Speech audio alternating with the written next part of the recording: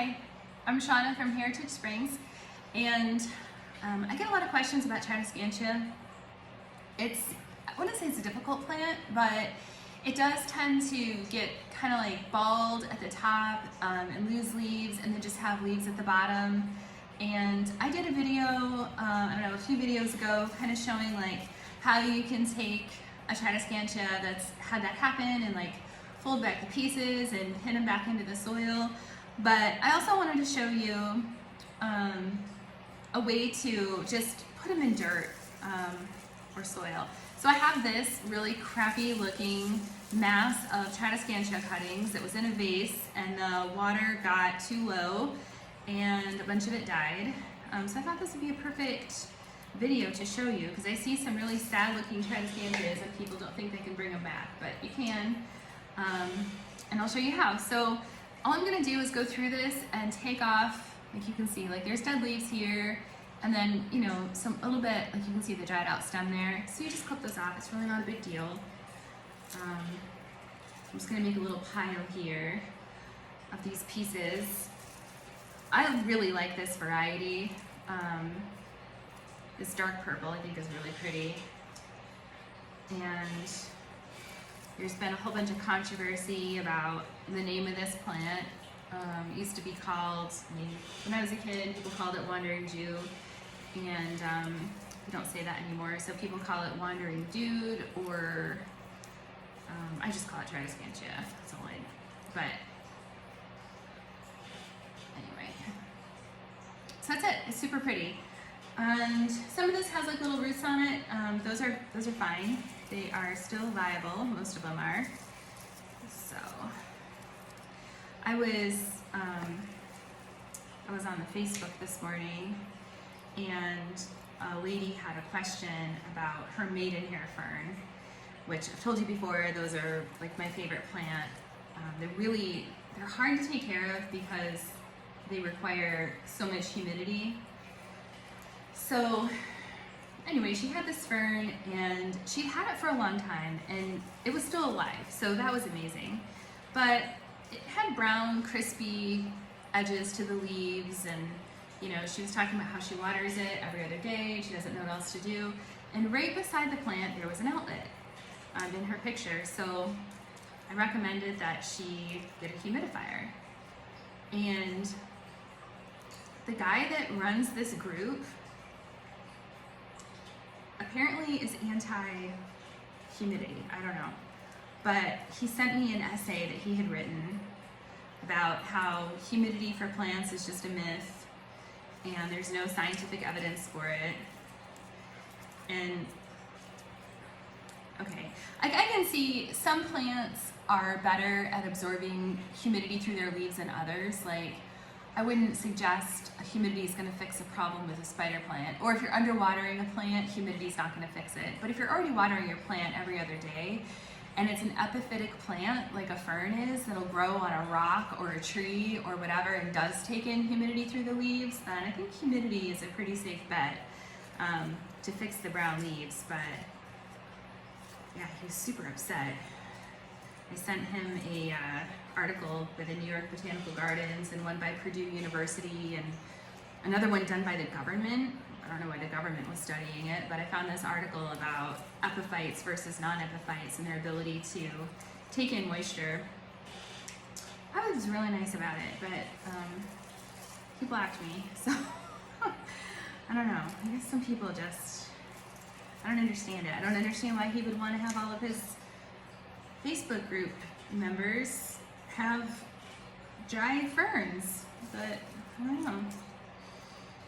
Anyway, it's dumb to get upset about things that happen on Facebook because it's not really real life, but I don't know, it kind of made me upset. All right, I think that's, let's see, there's a couple more here.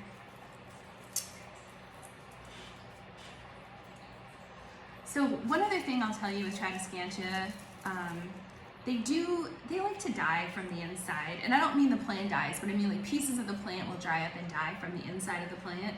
And then on the outside of the plant, everything looks amazing and beautiful and is like cascading and amazing. And then on the inside, if you really look close, you can see there's like a whole bunch of dead leaves, mostly at the top, but then, you know, you'll see them like trailing down in the end, like 6, 7, 8 inches or whatever. Looks great. And so if you go through and you clip off all those dead pieces from behind your plant is not gonna look beautiful anymore. It's gonna look sad and thin and sick. And you know what? There's no reason to do that. Just leave the dead stuff behind your beautiful cascading leaves and don't worry about it. It's not doing your plant any favors to take those pieces off. They're not taking any nutrients away from the plant. Only you know they're there, and just pretend they're not. Or realize that's just the way Tradescantia are and accept it. But once you take all those leaves off, your plant looks like total crap. I had a friend who did that to one of my plants one time, and I mean, you know, whatever, I didn't say anything. What are you gonna say? It's already done, but it was sad. Don't do that. Okay.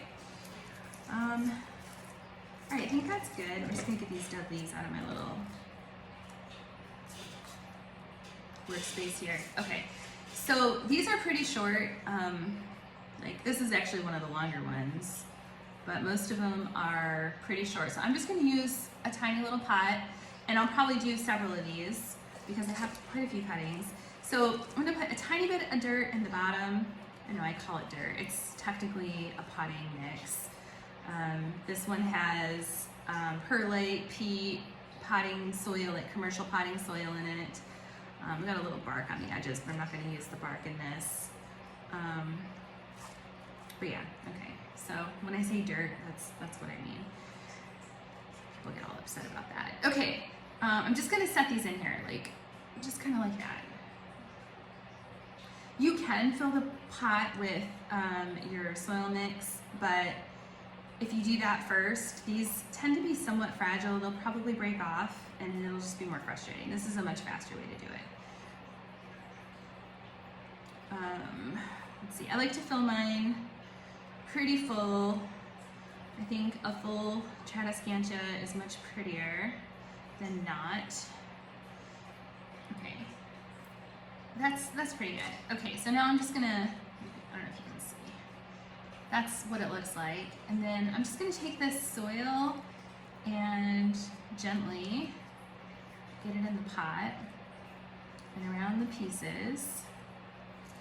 I find sometimes like these tasks seem somewhat intimidating, and then once you start them, you find that before you know it, you're done. They really are not that bad. Most things are not as bad as you expect them to be. Some things are. Cleaning the bathroom, that's always as bad as I think it's gonna be. I hate the smell of the cleaner, and it takes me forever. But we're not talking about cleaning the bathroom, we're talking about houseplants. And like when you have a houseplant, like a Tradescantia that goes bald or looks, you know, yuck or whatever, and you think that it's impossible to fix, it's not. It's pretty easy. And you get to get your hands in the soil, which is always nice. Okay, and so there, that's what we have. I am not gonna put this one on my website. I'm gonna keep this and probably do, I don't know, one more pot, and eventually I'll probably have them on there because these things grow like crazy and there's nothing else to do with them except propagate them.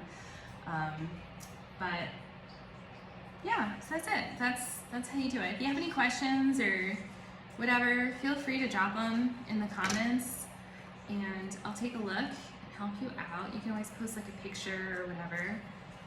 But this isn't too bad. Tradescantia are, you know, they're a little trying sometimes, but all you gotta do is jump in and get started, and next thing you know, you're done.